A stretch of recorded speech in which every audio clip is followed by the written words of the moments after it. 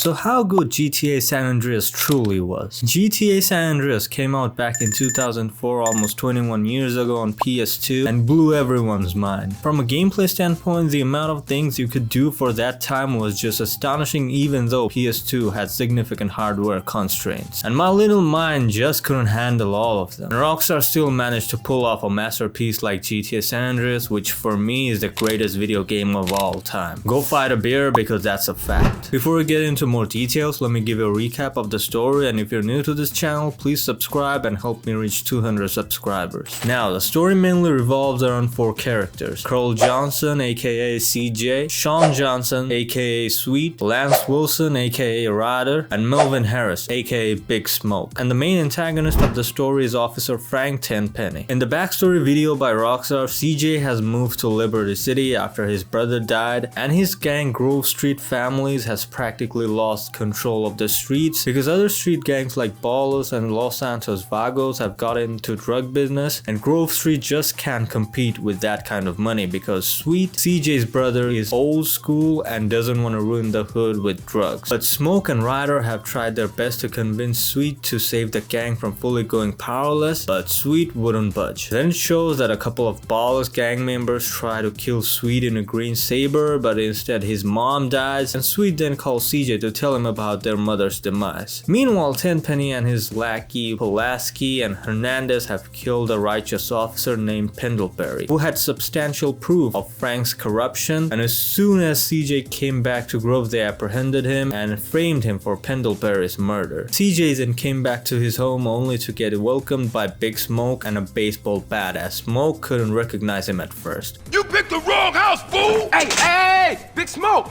It's me, Carl! Chill!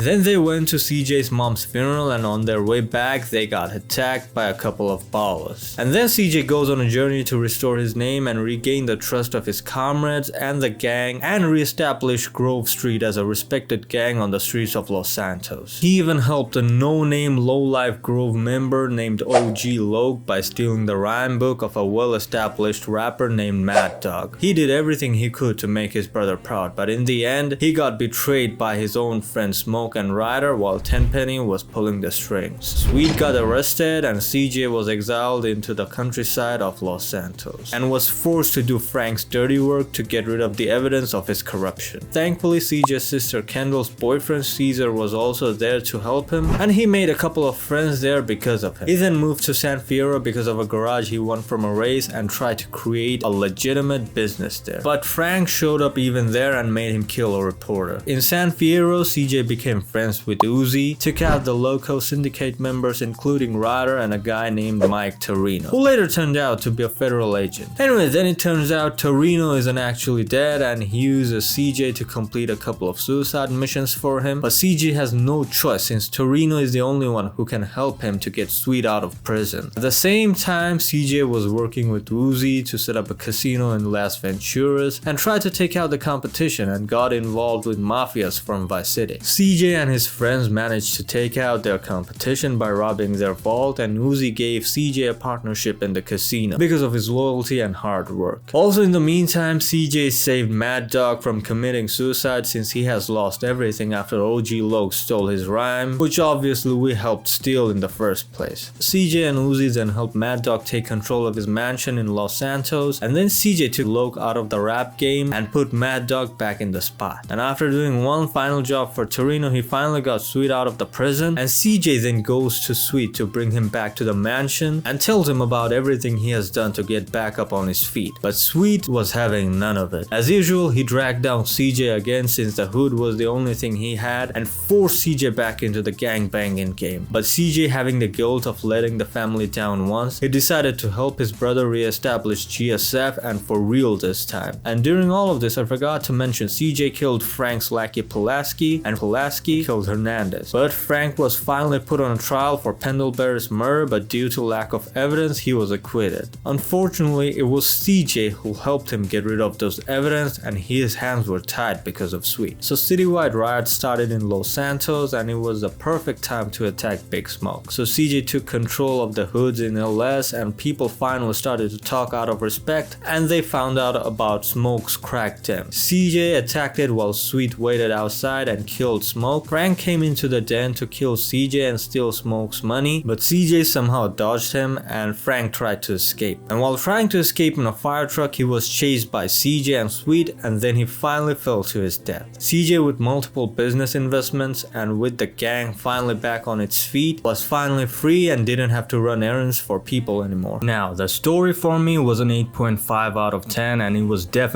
the best in the trilogy. But the gameplay, my oh my, light years ahead of its time. You could practically do everything you could imagine and couldn't imagine, because by 2004 standards, San Andreas practically set the benchmark for open world games. You could partake in all the activities without playing any missions for hours and still wouldn't get bored. You could ride a bicycle, which was a huge thing back then. You want to improve your player's appearance? Well, Rockstar gave you every opportunity to do so. You could get a haircut, get tattoos, buy clothes and wear them however you liked, and was not restricted by clothing skins like GTA Vice City. You could even go fat if you ate too much or gain muscles by hitting the gym. So you practically had the choice to control your physical appearance. Oh, by the way, you could eat at restaurants, which was the first in GTA games, and if you ate too much at one go, you would end up puking and even gain fat over time. This game had crazy realism. If you were fat, you couldn't run as fast as you could being fit. You even couldn't climb certain walls. Oh, by the way, San Andreas allowed you to scale walls. Yes, by current gaming standards, it ain't much, but it was a huge thing back then. You could learn new moves at the gym, you could spray tags on the wall, you could dance, you could play pool, you could fly jets, jump out of it with a parachute on your back. You even had futuristic jetpack in this game. And above everything, you could swim. Yes, GTA San Andreas is the first game I played where the protagonist could swim. And CJ even had individual stats for swimming, driving, various weapons, respect, and sex appeal. You can even go to a casino and gamble. And the best part of the game was modding cars. I used to spend hours modding cars since it was my favorite activity in the game, and you could also participate in car dancing battles. You could have loads of fun in this game by partaking in a plethora of activities, and you were only limited by your imagination. For me, GTA San Andreas is the greatest video game ever made, and that is not nostalgia speaking, it is actually a fact. The only game that could rival GTA San Andreas is Bully in that era, and even then San Andreas was miles ahead. I made a video about Bully, so give it a watch if you have the time. Anyway, I wish I could go back in time and play San Andreas again for the first time, because this game was just one of a kind. I hope GTA 6 will give us the same feeling, because they had way too much development time and hype around it, and it better not disappoint us. I hope you guys enjoyed the video. Please hit the thumbs up button if you liked the video and share your favorite memory about this game in the comments. I love yapping about video games, movies and stuff, so if you're in for that, please hit the subscribe button. And I'll see you guys in the next one.